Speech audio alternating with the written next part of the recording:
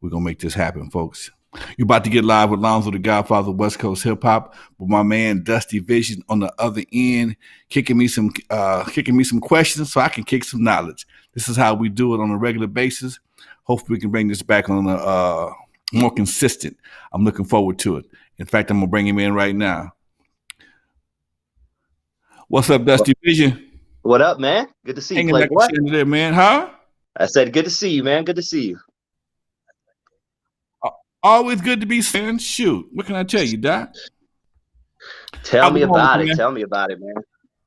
You know, I'm staying healthy. You know, a couple more people I know got the virus, but they just had some sniffles and kind of moved on with life. So I'm hoping we're near the tail end of this. I don't know, man. Man, I had a buddy of mine checked out yesterday behind this thing, so I don't know, man. He was a little older. Out? He died. Wow. Check out is dead. That's the hotel of life. But hopefully we can find a way to get this thing under control. Talk to me, Doc. What we got today? Yeah, man. Well, shit, we have a lot to talk about, but we might as well go ahead and get the first topic out of the way and be careful how we talk about it, because Big Brother's watching and they try to cut us down when we kick that knowledge. But as of today, it looks like Biden promises to give 50 million Americans the COVID vaccination his first 100 days in office. Now, we've talked about this, in the past, but as the days go on, have your thoughts changed about taking the vaccine, or are you still on some hell no shit? I might be 50 million and one. Okay. I don't know, man. I want to see this thing go away like everybody else does, but I don't need an extra arm or no extra ears in the meantime. I'm just saying, and hopefully they've done their research and gonna make it happen. And this time next year, 2020 would have been a big joke.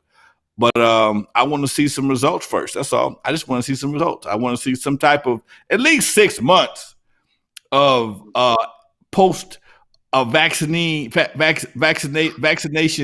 results from people who've taken the shot. Make sure it don't come back. Make sure that because I know it's supposed to be a 2-dose shot, which is cool. I never had that before. But I know in the past as a kid, I had measles, I had mumps, and when they started vaccinating for that, I never had them again. Never had any complications. So we'll see, man. I can't say hell no, and because there's a lot of conspiracy theories saying you won't be able to go overseas without a shot. You won't be able to do a lot of things if you don't. You won't be able to travel for sure if you don't get the shot. And I've been home all this time. I could wait a few more months. That's just me. Yeah, I hear you on that, man. Well, let's just hope not too many people, too many more people die and we can see this thing to the end. And like you said, look back and say 2020 was such a joke. Right. Speaking of something that was, I don't know if it was a joke, but it was definitely something very interesting that happened within the past couple of weeks since we last talked. But I would love your thoughts on the Mike Tyson versus Roy Jones Jr. fight. Man, me and my cousin was laughing about that. I mean, it was cool. If ain't nothing else going on, it was okay. I wasn't paying for it. I mean, I got a link. Somebody sent me a link. I watched the highlights. I think the highlight of the whole show was Nate Robinson get his ass knocked out. That was the funniest shit I've seen in a long time, man. Ain't nobody with night like Nate did, okay? Yeah. When they took off their shirts to remind me of being at the gym. Shit, I'm like, come on, man, this ain't working, dude. Both Roy and Mike Tyson some bad boys, man. But that fight game, especially when you come in with that kind of intensity in that weight category, them punches can have a everlasting effect on your brain. Yeah. And no disrespect to nobody, but Muhammad Ali, I've talked to Tommy Hearns. He ain't the Tommy Hearns he used to be no more, man. I mean, he's a little different now. He's a little different. So I definitely would suggest, hey man, the little exhibition thing is cool, but I can't get into that one at all. Yeah. It was when Roy Jones Jr. was walking down the aisle to the ring, he looked like I do when I get up in the morning. I'm walking down the stairs. That's what I'm saying. Oh, Mike Tyson is funny though. Mike Tyson said because the announcer said, "Were you concerned about getting hurt?" Actually, Roy Joe. Mike said, "Wait, why couldn't I get hurt? I can get hurt too." And that was funny as hell to me. Like, man, hey, man, y'all ain't concerned about me getting hurt. Y'all only worry about him. He throwing punches too. But yeah, it was interesting, man. Like I said before, I ain't got no money for that. I got other things to do with my money. YouTube. Yeah. I watch it on YouTube. The whole fight's on YouTube anyway. Exactly. It was up the like 20 minutes on YouTube when, like I said, when Nate Robinson took Night with Night on the canvas. That was the best part of the whole fight. Okay, that was the first time I seen somebody get knocked out in the fight in a long time. Okay, semi live, I should say. I watched that a couple hours after it happened. The MMA guys, they always knocking somebody out, but from a boxing perspective, for the last few years, folks been dancing and boxing so hard they don't even get black eyes no more, barely. Mm-hmm. Yeah. Well, let's move on, man. A few big stories in hip hop have happened over the past couple of weeks, and I guess the biggest one in the recent time has been Casanova 2 times. I'm wondering if you've heard of him. He was a New York rapper, signed to Jay-Z's Rock Nation, and 17 members of his gang, the Untouchable Gorilla Stones, were recently arrested by the feds for things like conspiracy of drug dealing, drug trafficking, gun charges, and killing a 15-year-old boy. He allegedly instructed gang members to sell drugs via Instagram DM. Yes, you heard me right, ladies and gentlemen, via Instagram DM. Dumb niggas are still doing that. I guess they think that if they delete the messages that it's gone, but there's a thing called the cloud, people. But what are your opinions, man, on this whole Casanova 2 times thing and the feds coming down on their gang? If you think that DMing somebody is a way to distribute drugs, you need to go to jail. Come on, man. You can't be that stupid. You can't. Your whole crew was that stupid to DM people. I see people do a lot of stuff on instant message that could be kind of in the gray area, but you're gonna just write out deal drugs on instant messenger. Wow. You need some clout. You need some clout real bad. Okay, you need clout real bad, dude. Hey, I got some folks on the line. I got a shout out to my girl Dominique in the house and my former producer from Issues in the Hood, Mr. Raymond Reeder. What's up with you folks? Much love. Thank you for tuning in. Yeah. The thing is, it's the feds subpoenaed Instagram to get to his messages. You would think that these rappers would learn. One thing that bothers me is I'm seeing a lot of free Casanova, hashtag free Casanova. This dude allegedly was part of getting a 15-year-old child killed, and we're yelling free this guy? That sounds backwards to me. You know what, man? People will speak and say things like free so-and-so just on the strength to get a hashtag going. I mean, they know this dude, if this really would happen, a lot of time people on the other side are just doing things to get some more clout. They got us talking about them right now because they put out a hashtag saying free Casanova after he did some very unintelligent things and some very notorious things. Like I said, when you start killing kids, man, you really, really, really got issues, dude. And you can't be that smart if you're doing it on Instagram. I'm sorry. You can't. Yeah. I mean, and these are main cats be hollering about somebody snitched on me. Somebody snitched on me, man. I don't know what happened. One of my homies just snitched on me. Nah, man, you on Instagram with phone bricks. How about you got your sack? Thank you. Okay, you on Instagram with big old phone bricks. Yeah, man, I got your sack. And here's something else, man. It's amazing, and I've seen this since the 90s. Okay, and it's really, really hard to convince people that are making money that they need to tone themselves down. Because when they get money, a lot of cats get money, they get super flashy, and you wonder why the police pulling you over. You driving a brand new Benz, white T-shirt, red hat, the blue area, okay? And then blasting your music. Yeah, you got the right to do it, but is it smart? And that's the part most cats don't get. they're more enthused about getting the oohs and the ahs than sitting their asses down, getting what they got coming, and going about their business, man. And it just they don't get it. They don't. Most cats do not know how to win. Mm-hmm. Okay, most cats do not know how to win. Perfect example of a brother that didn't know how to win was Suge. Suge had the world by the balls, man, and he couldn't just be cool and make the money. He had to be that dude, and you see where it got him. When you get that far up on the food chain, man, and you know everything is a minnow. It's just amazing how you just can't be cool. And here's something my old man told me one time. You never see pigeons hanging with the eagles. You never see eagles hanging with pigeons. Never. Okay? You don't never see eagles hanging with pigeons. They're all birds. And you damn sure don't see eagles hanging with penguins. It ain't gonna happen. So at some point in time, you got to realize, like these people. I've seen a lot of posts on Facebook about all these rappers who out here find themselves getting shot, whatever the case may be. You got to walk a different path, man. You can't do that no more. You had to get that up to get what you got, and that's the part a lot of guys understand.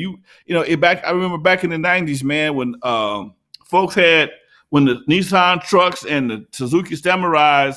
Oh yeah. Shit. Okay. And you got a $5,000 car with $10,000 worth of shit on it. You got a $5,000 car with $10,000 worth of shit on it. They know you don't have a job that's paying you that kind of money, because if you had a job that was paying you that kind of money, you would respect the money a lot more. Most people with jobs, they don't spend their money the same way that people hustle. Somebody with a job is getting his money legit.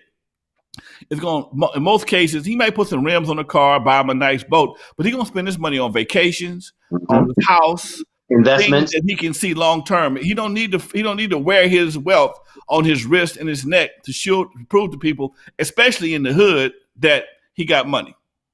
Yeah, makes no sense. And you got to learn to blend in, man. I used to get pulled over all the time.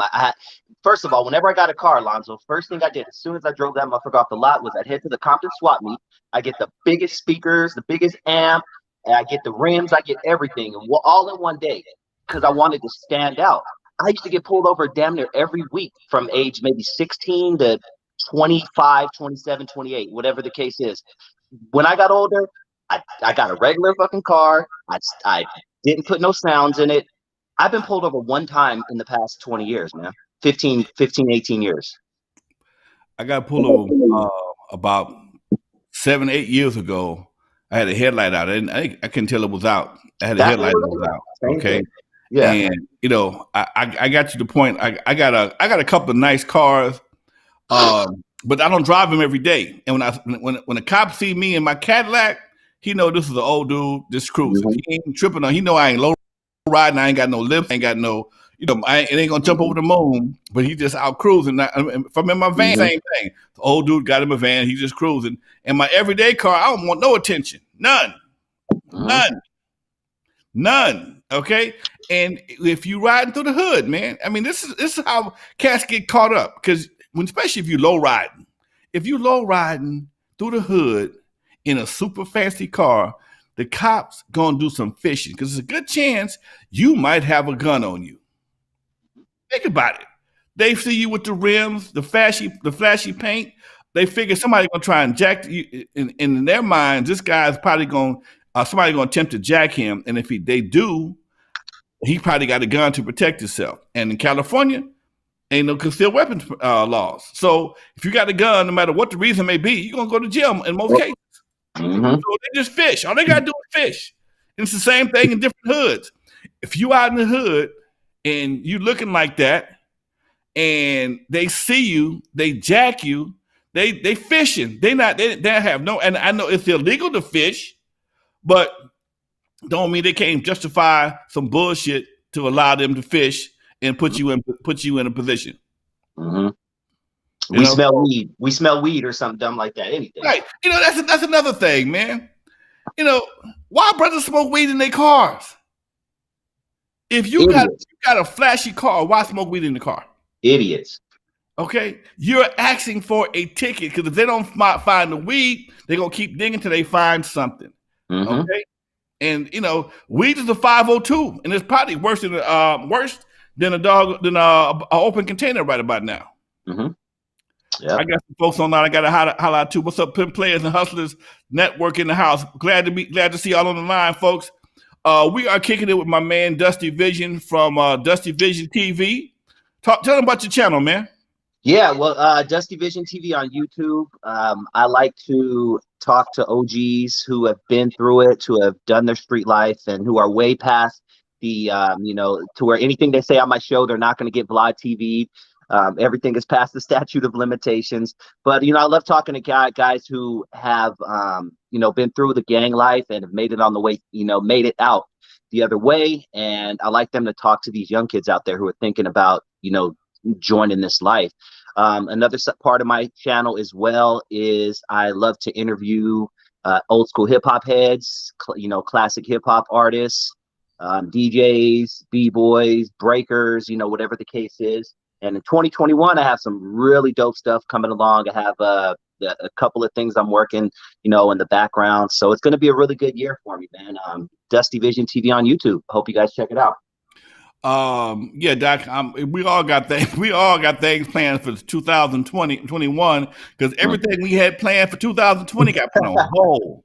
Exactly. Today I had to do a report for my nonprofit, the Lyrical Revolution, and everything we started off in January. We had negotiations with the city of Compton, the Parks and Recreation Department, to run their youth program for the Lyrical Revolution. Canceled. I was doing a podcasting class for Volunteers of America. Canceled. My golf tournament canceled.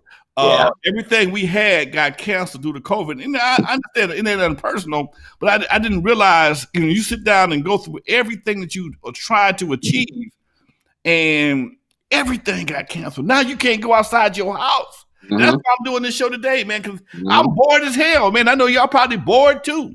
Yeah. People working at home.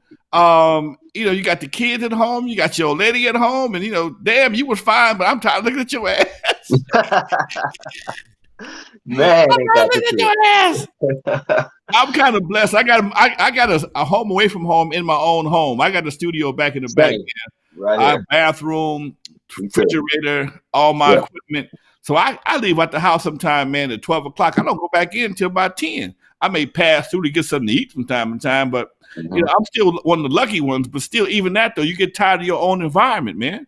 Yeah, you just get tired. So hopefully, in the next few months, man, they'll be able to come up with some way where we can at least get back to where we were at one point in time. We was going to the gym. You can't go to the gym. I can't get a shave no more. Yeah. It's ridiculous. Yeah.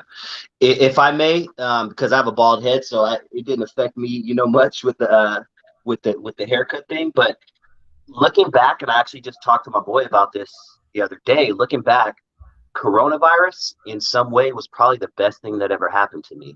Now let me explain why. My YouTube channel just blew up during this time. Secondly, it gave me so much more time to do what I want to do and need to do. Here's the deal. I work from home now. I don't drive to an office. I used to drive to Orange County every day, sit in traffic, an hour there, an hour back, hour 15 back. So 2 hours a day. Let's take 2 hours a day times 5 days a week. I was doing that for 10 hours a week. I was sitting in traffic, just sitting in traffic. Let's multiply that by 4.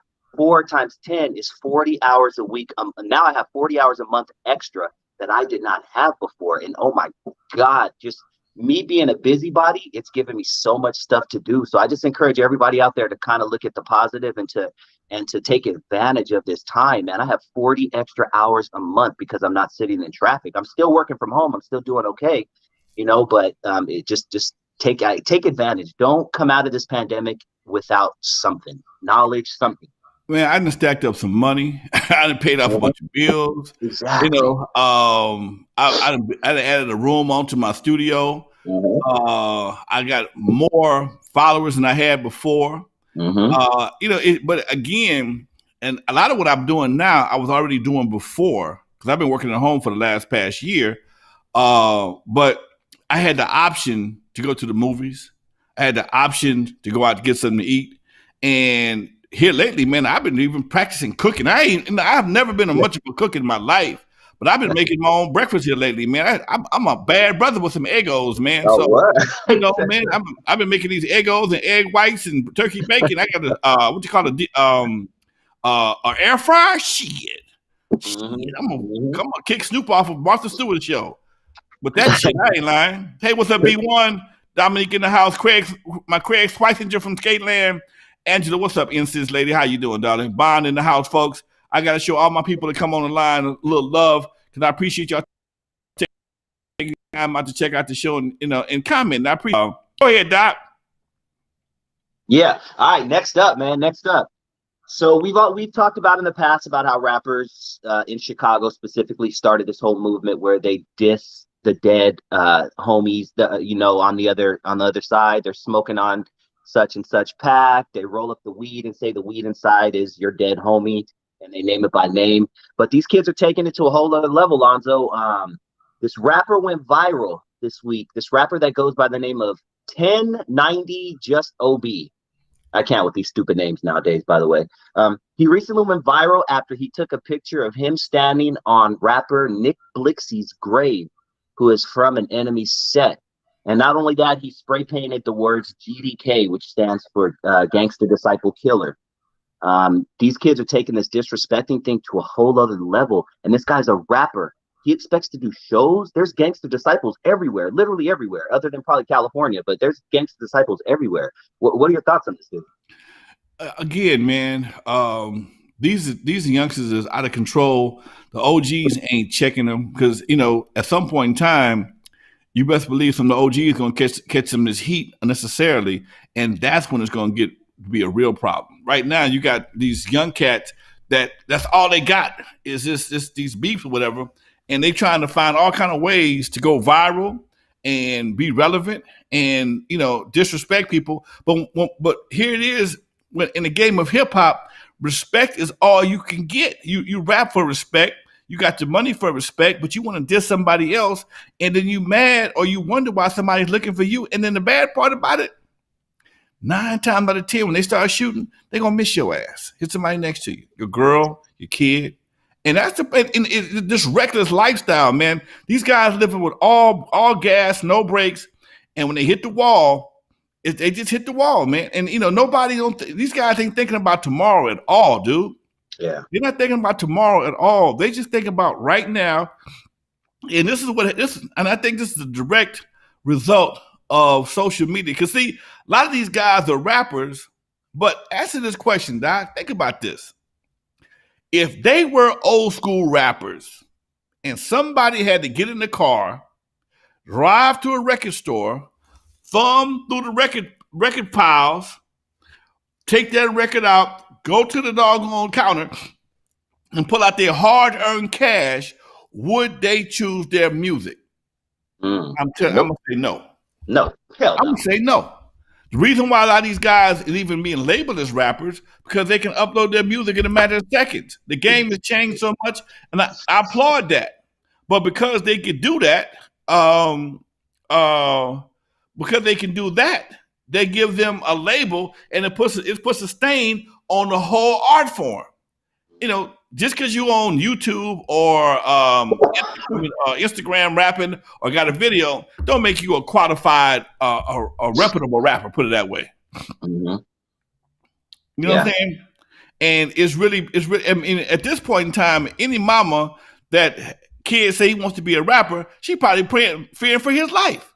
Mm-hmm. These guys are falling. And what a guy called me the other day. He says, Lonzo, rappers are getting smoked like tires at a drag race. I'm like, damn, dude.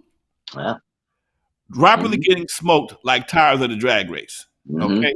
And here's the bad part about it. Ain't nobody saying nothing against it, man. They talking about it, but ain't nobody telling these guys to calm their asses down, man. Because all they doing is turning each other into organ donors. Okay. They just turn each other into organ donors, man. And that's sad, dude. I mean, I sometimes on my news feed on my phone, and you'll see this actor died at 91. This actor died at 85. This one died at 82, 100, whatever the case may be. And most of them are old Jewish cats, and they live forever for whatever reason. But then you go to the hip hop side of the guys, 20, 19, 18, 17, dead gunshot wounds. Most of these people who are dying at an older age dying from natural causes. These youngsters are dying from lead poisoning, man, and that's a big damn difference, dude. That's ridiculous, man. And this, it's really sad that this is a problem only we can fix. If we keep supporting this shit, it's gonna keep on going on. Thank you. And I wish I didn't love gangster rap so much, man. I love gangster rap since I heard Eazy-E's voice, so it's really hard for me to not support that. But I'm good. I'm really trying not to support that. Gangster rap at one point in time was fantasies, and then after a while, cats had to start living up to them fantasies. Okay, and then now guys tell a lie in the studio, and they got to go out and make that lie true so he can keep his credibility. Okay, and it just, and then now you got these beefs between different hoods and different gangs. It just makes it that much worse for people overall, man. And you got bullets are flying. I mean, here we are, 2020. We got Black Lives Matter. Meanwhile, we got brothers on the other side. Black lives don't matter. That's the most confusing shit you want to tell anybody. On one side, you telling the system that Black lives matter, but when it comes to us in the hood, Black lives don't matter. That's some bullshit. That's some bullshit. Yeah. And I hate this excuse because I talk about this specific topic on my show a lot, and I hate the excuse that we get, that people say, well, every race does it. White people kill white people, Asians kill Asians. I hate that excuse, dude. It's just because they're doing it, first of all, does not mean we have to do it. Secondly, we're doing it at epidemic proportions, ladies and gentlemen. Dude, I wish some bitch would tell me, give me white people kill white people, and yeah, they do, but nobody has a whole musical genre dedicated to their own annihilation that nobody don't say shit about. Where is the Chinese gangster rap? Chinese got gangsters. Where is the Yakuza rap? Where is it at? Okay.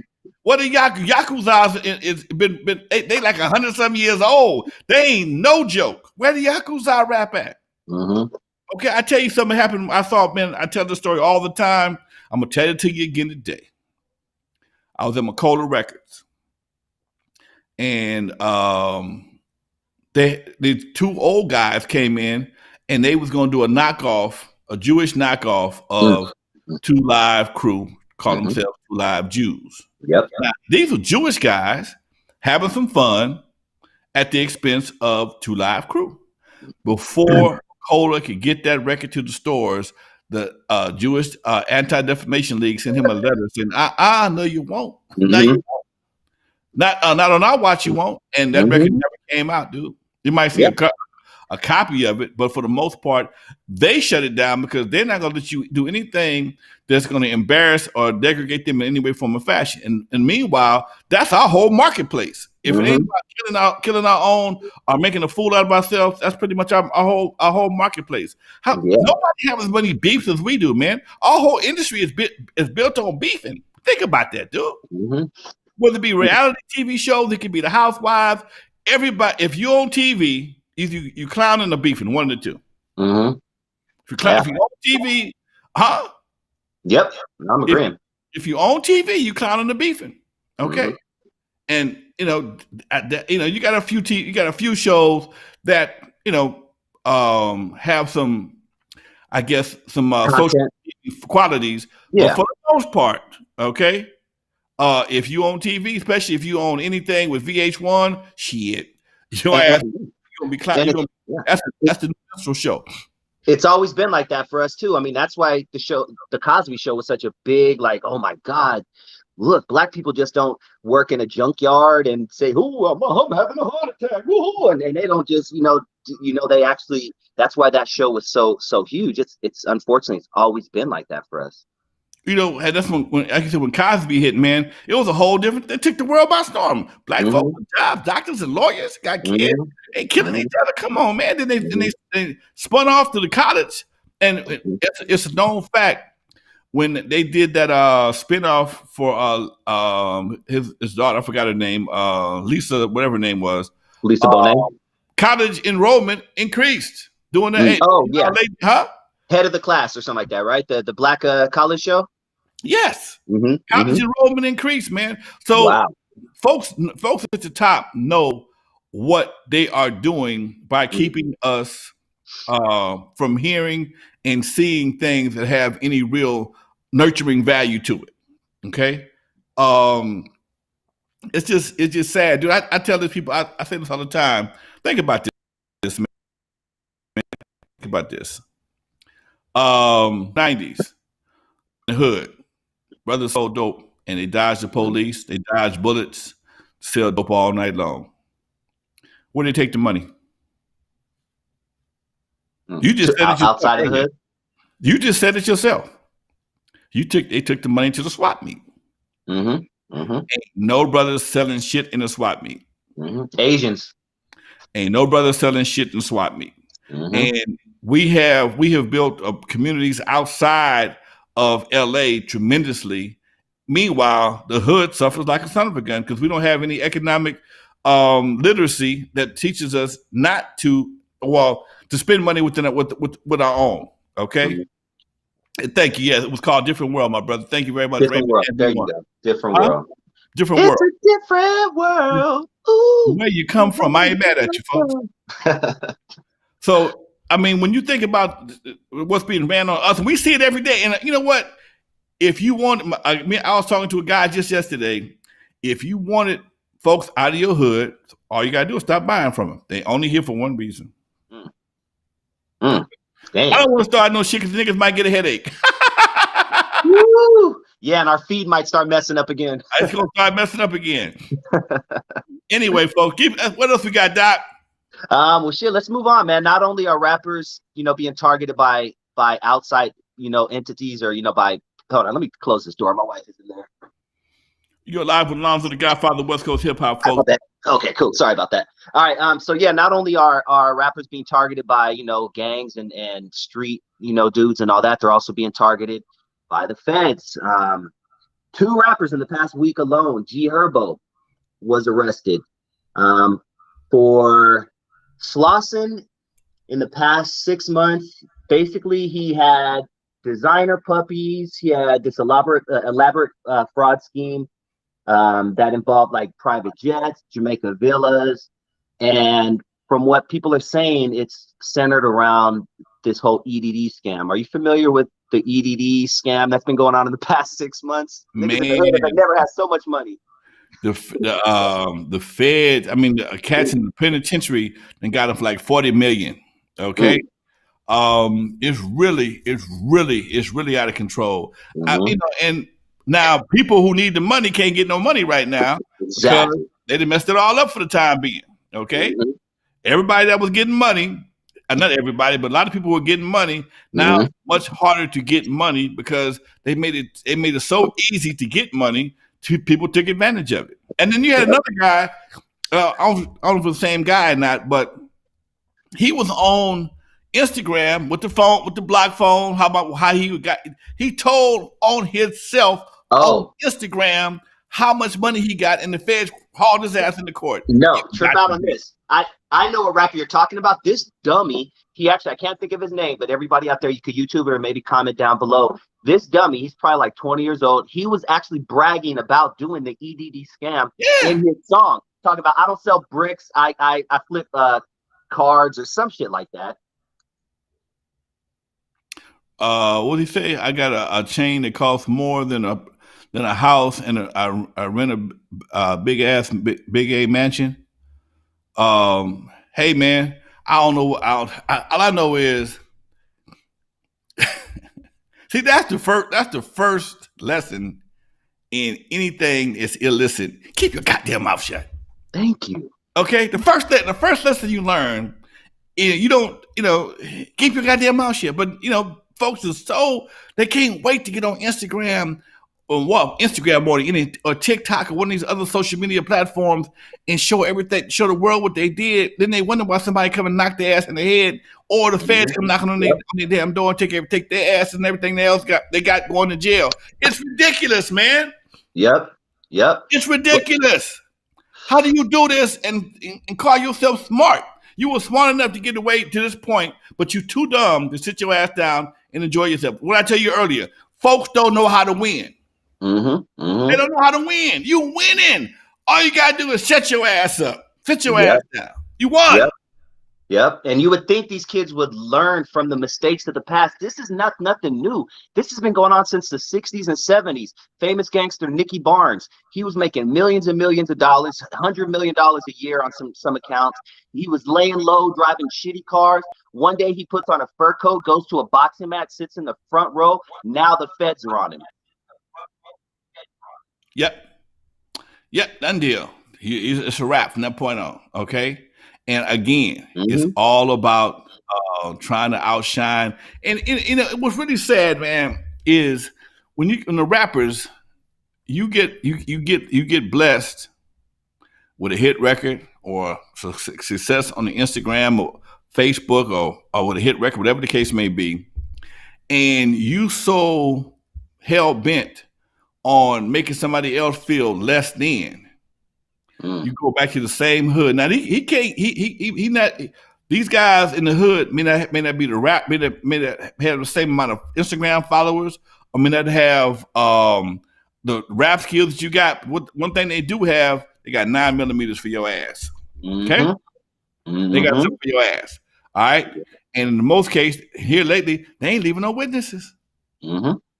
Yeah.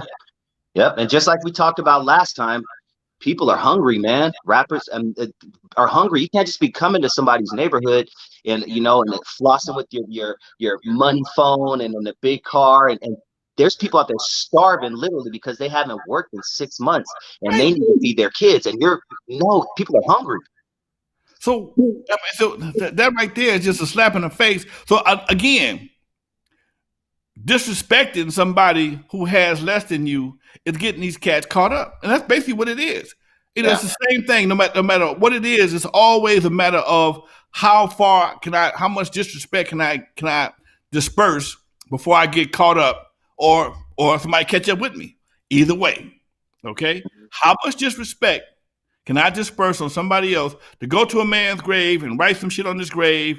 To say you smoking somebody's homie, literally in your blunt, to go to the hood and pass by people that are starving and just go flex on some people, and you wonder why folks are looking for you.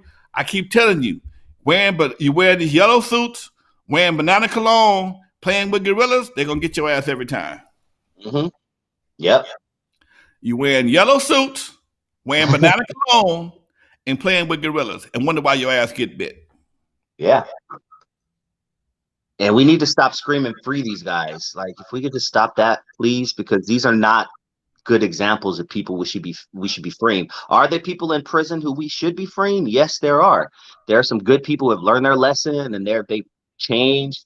And yes, free those people, but don't be freeing somebody like Casanova 2 times, who is possibly responsible for killing a 15-year-old child, and these guys who are selling drugs and EDD scams and all that. Come on, man. I had a big debate with a friend of mine. I'm gonna say something that's gonna be very controversial right now.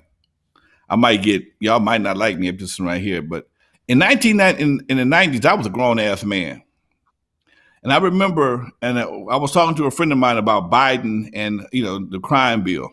I remember when that bill was a big news issue, and people were glad that bill got signed. Man, people forget. What we was dealing with in the hood back in the day, not just in the hood, around the country. Okay, brothers was out of control, and I'm not saying, hey man, lock brothers up by no means, but it was so wild that it was just ridiculous, man. And shortly after that, right there, shit started to calm down. Okay, I never looked at it that way. I grew up in the 90s. People don't look at it that way, man. In the 90s, because most cats talking their head they was kids in the 90s. They were not homeowners. They were not somebody who was out here in the streets. I remember, man, in the 90s, Huh. In the 90s, Huh. In the 90s, I remember I went back to the Eve After Dark for a while, and I left. Left for a while. Did Dudo, Skateland, and Wrecking Crew took off, and went on the road for a while. Then we split up. I think it was about 89, 90. Mm-hmm. I went back, opened the Eve up at a teen club. Mm-hmm. Okay, now I've been doing teen dances, man, for at that time at least about 10 years. So I knew what I was doing. Wasn't no problem. I knew how to secure the situation to keep people, keep things at bay. Well, when I went back to the Eve After Dark this time, I'm used to going to the Eve wearing a pair of slacks, dress shirt, dress shoes. Okay. Now I learned first day dress code on the street had changed, so I had to be a little more lax.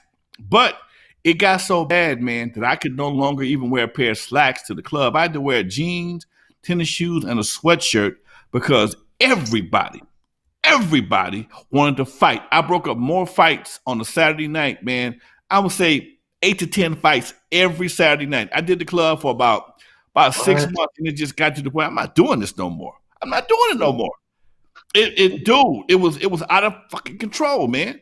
I mean, when you used to seeing people having a good time, people's energy level, I mean, the focus was no longer about partying. It was who you can see to jump on. Mm-hmm. And as a club owner, you're responsible for people's children. Don't nobody want their kids come home beat up. So me and my security guard, I had 2 teams that all we did was walk the floor and just check for hot spots, man. Because at any given time, it could jump off, dude. And we're talking about kids. We're not talking about 25 to 30-year-olds who got cars and guns and can do drive-bys. We're talking about the mindset of the streets had changed so much in the 90s, dude. It was ridiculous. And a lot of it was fueled by the crack cocaine area and the combination of crack cocaine and drugs and crack cocaine and gangs, I should say. But it was just ridiculous, dude, how things had changed so much. Dude, it was like, y'all keep the money. I'm going home. And after that, I vowed I wouldn't open another teen club again. Wouldn't do it. Yeah. Well, let me tell you, man, because we've been doing this in some form or fashion for 2 years, and every once in a while you'll drop a gem on me, man. I learned from you. I'm gonna tell you right now, I learned from you. I'm gonna keep it real. And you just dropped a gem on me tonight because I was really against the whole crime bill thing. And the way you broke it down, if I were 40 years old in 1993, I would have voted for that crime bill. You would have voted for it, man. Crazy. I was 12, so I didn't get it. But looking back, I get it.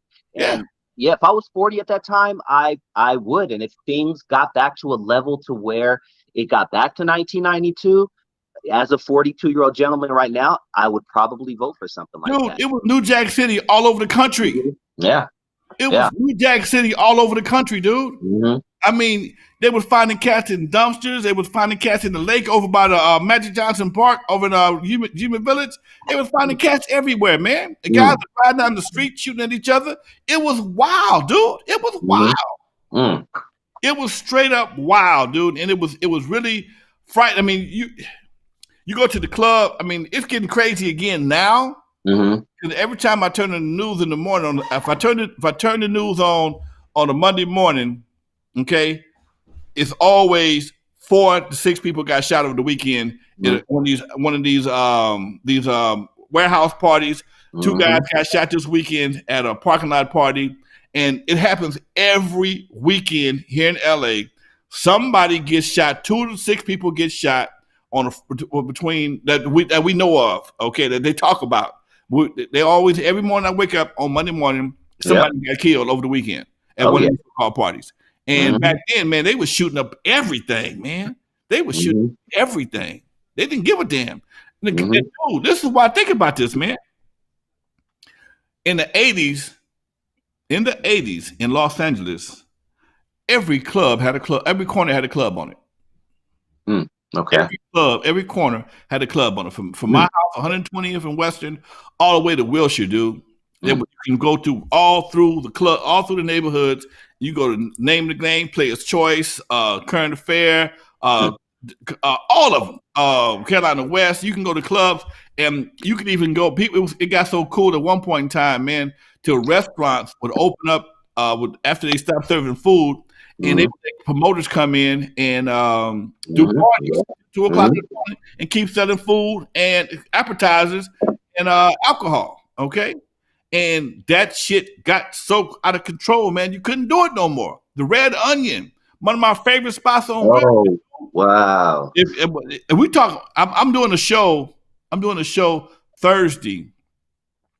I'm doing a reunion for all the LA promoters from the 70s up until the new millennium. Okay, and these guys got stories of how when we first started doing this as kids. We started doing this fresh out of high school. We would put 500-600 people in a room, man, and the oldest person in the room might be 22. Wow. Oldest person. If you couldn't book it, the room didn't hold 25. The room didn't hold 500 people. You didn't book it. Okay. And so nowadays you can't put 30 cats in a grocery store. I mean, at the 90s, it was worse than that. You couldn't send your kids to school. They couldn't walk because cats are shooting down the street and kids are getting hit. And that was the big problem back in the 90s, man. It was cats were shooting so much, they was hitting people in their house, hitting kids on a regular basis, dude.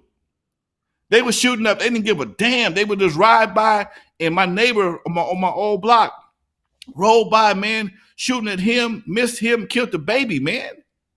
That's the kind of shit we were dealing with in the 90s, man.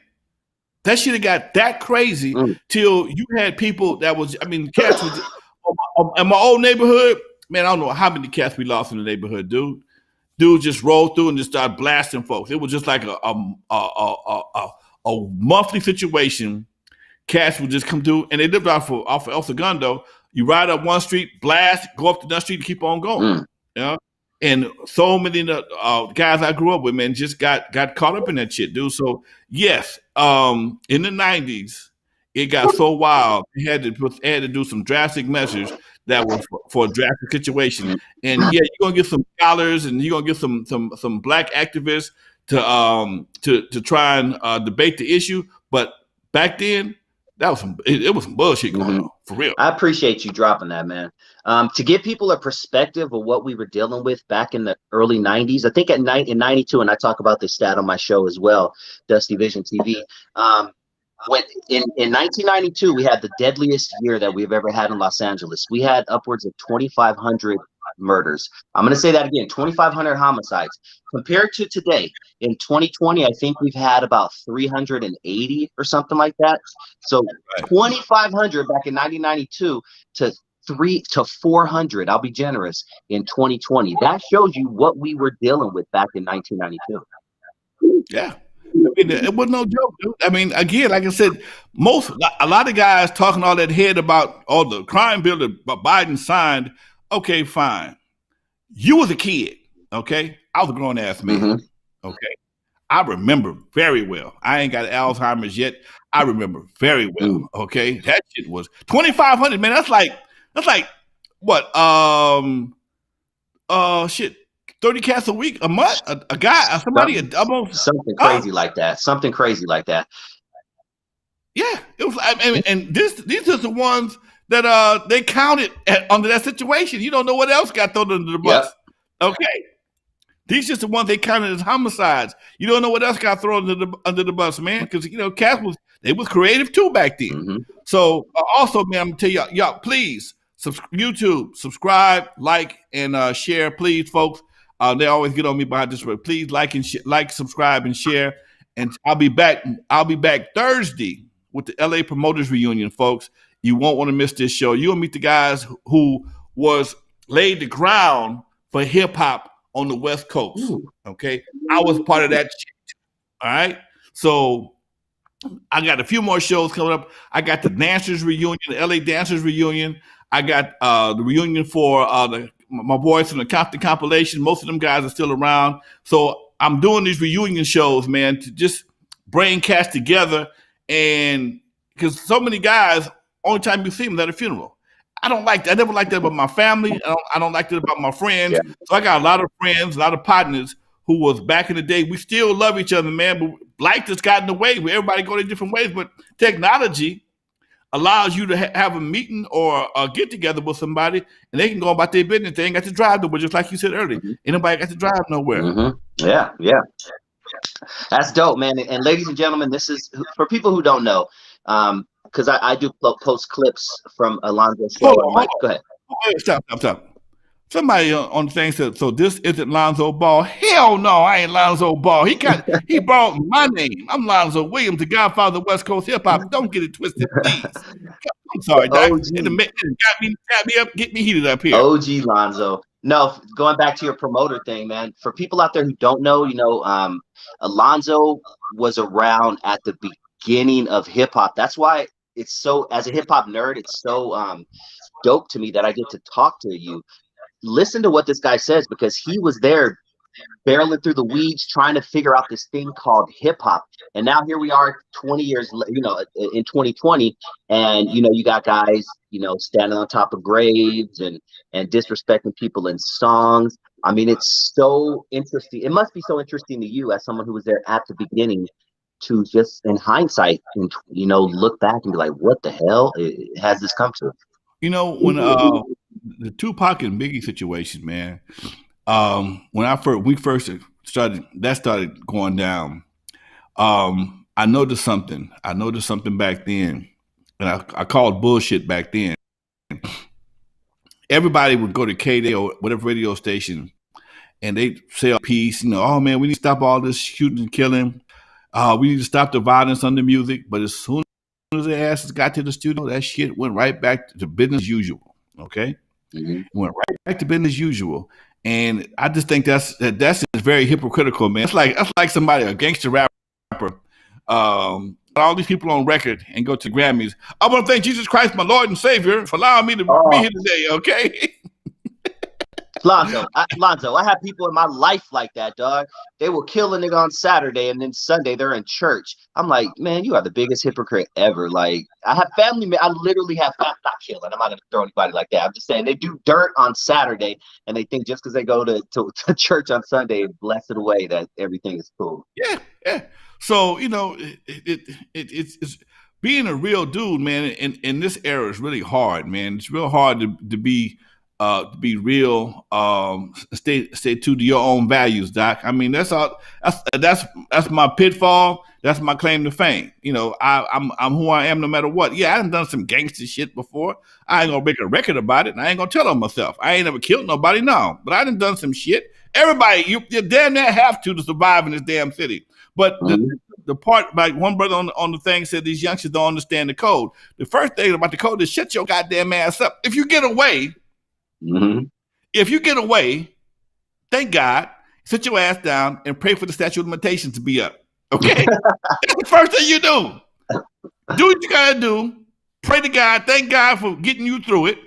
And then pray for the statute of limitations in the event that you get caught or become a suspect. Amen. But folks can't get away from the spot and go home, fire the computer or the phone, and then go tell them themselves. They didn't know nothing about nothing. And your ass told them everything they need to know. Oh, you idiot. Yep, like you said in a nutshell, to wrap it up, niggas don't know how to win. Don't know how to win, man. It's the same thing as you doing something like the Lakers. The Lakers, the last thing they want to do is go flossing on Miami. Hey, man, they're going to come back on your ass next year, okay? You don't want to do that kind of shit, okay? Some people call it good sportsmanship. I call it just smart. Hey man, you won. Take your ass home. That's like more guys have been shot and killed in street games, street dice games, and street gambling games because they want to talk shit to the nigga they just won from. You got this man's money.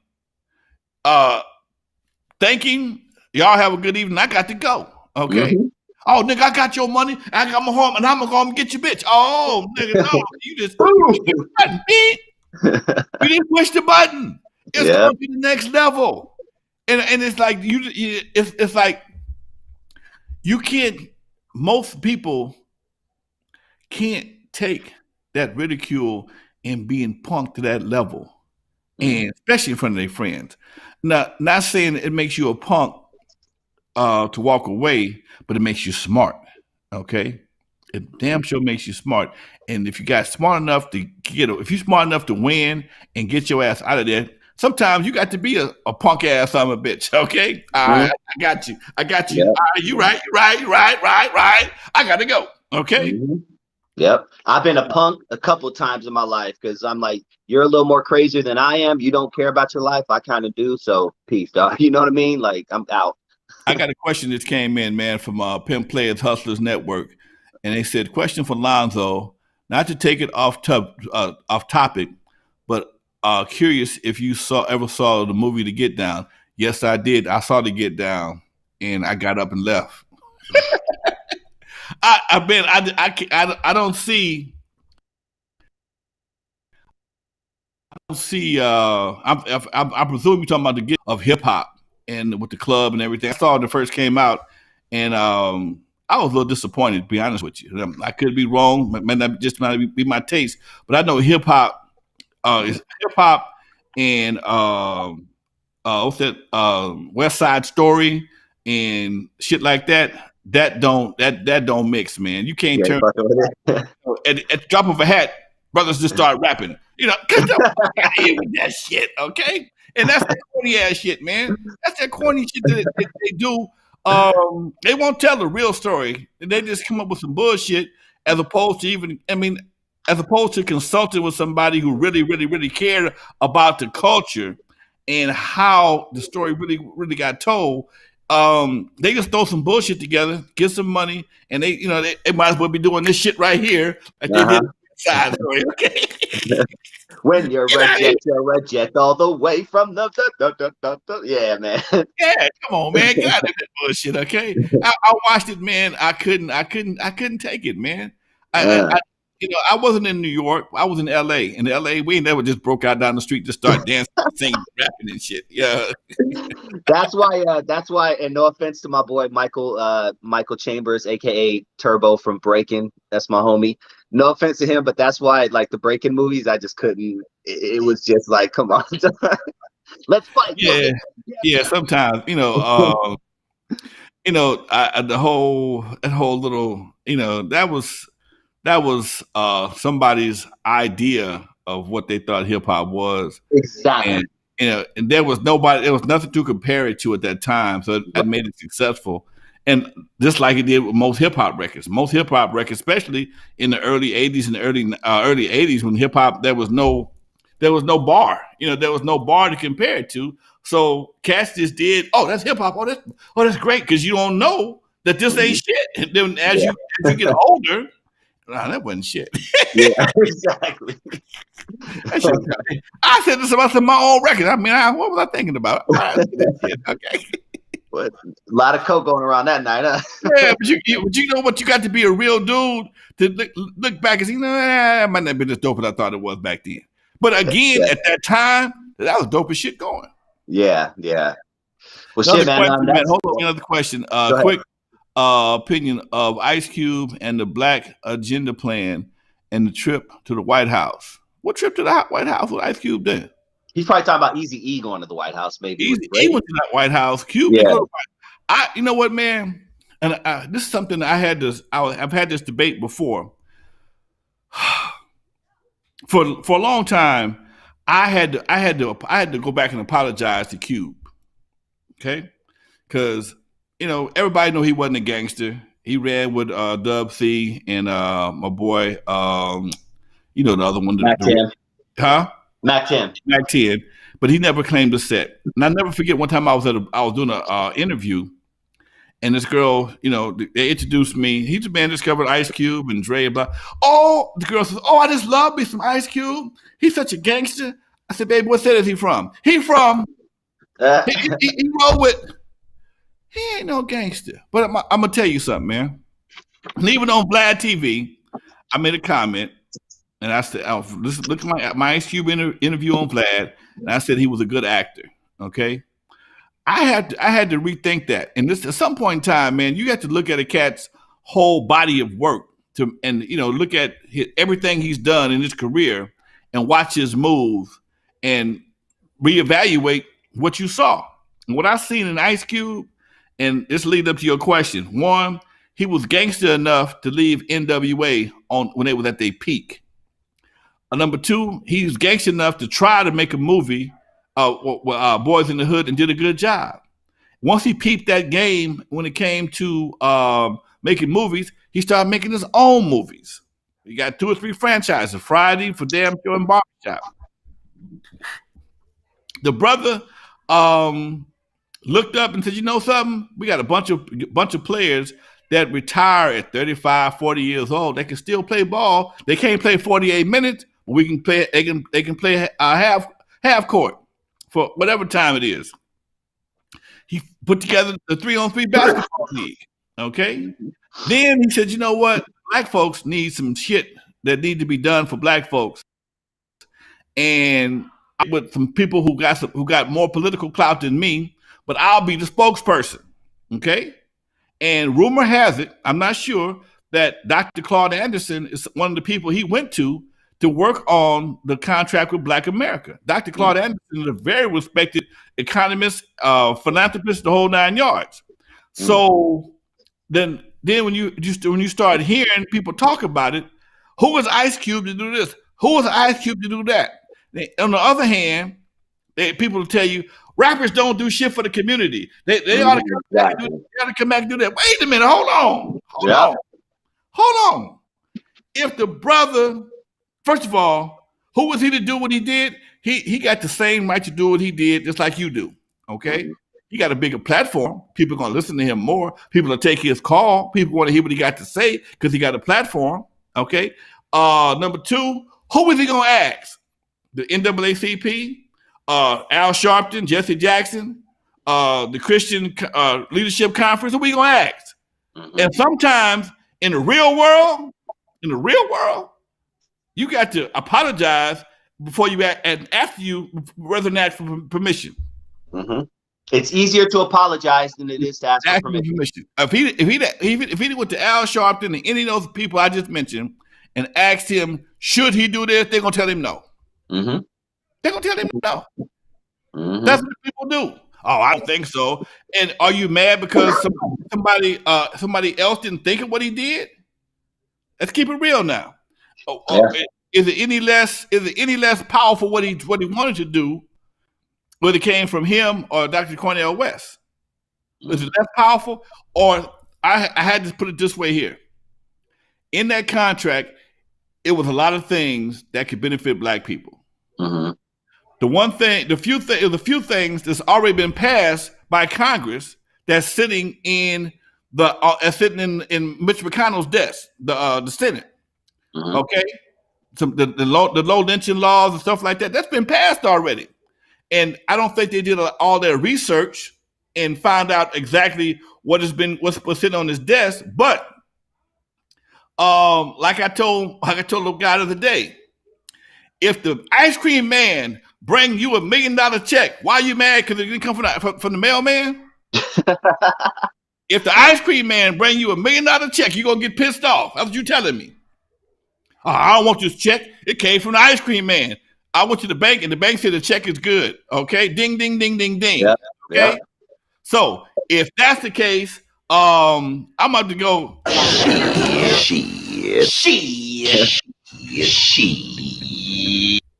had to go shit on that right there, okay? Because that don't make no sense to me. The brother got a platform. He took time out, and yes, I think the only thing I disagree with it on was the fact that he was talking about withholding your vote. I didn't, especially at the last minute. Hold on, Doc. We fighting for our lives today. We ain't got time to play with this one right here, okay? This one right here is a tight one, and of course he got accused of all kind of stuff when he talking about withholding the vote. But as you can see, we prevailed. So yes, I totally agree with a lot of the things in this contract. And I hope to see now that Biden and Harris is in office, I want to see if they're gonna meet with him and talk about it. They said they would after the election. And the next thing is, here's one thing that we forgot. what no need in talking to Biden and Harris if they don't win the election. Ain't no conversation to be had. We can talk about it, but ain't nothing I can do about it unless I win. So you're gonna tell me you're gonna hold your vote till I promise this right here. But if I don't win, it don't mean shit no way. It's like taking a COVID taking a COVID test on Monday and go to a super spreader event on Friday. Nigga, you just bullshitted yourself, okay? You just bullshitted yourself. You took a test, you passed the test on Friday, got your results, then you go to a super spreader event on Friday. That don't make no sense. Yeah. So anyway, folks, we got our time is up, bro. I got another interview to do. Yeah, man. Shit, that was great, dude. Like, subscribe, follow. I really appreciate hanging out with you, Alonzo. You're always dropping those gems, man. Always. Y'all look out for my movement coming, y'all. Hood peace, because hood lives matter. Hell yeah. Hood peace, because hood lives matter. Y'all please subscribe to the channel, like, share, subscribe, and keep this going, folks. Let's do this one. Arnold, let's do this once a week. Yo, I think I lost you. Oh, yes, sir. Let's do it, man. I'll give it to you offline and we'll set up an official date. Don't forget, y'all, Thursday night, I'm right back here with the LA Promoters Reunion. Everybody to get all the parties leading up to hip hop in the 1979. Peace, y'all. We out. Much love. Peace.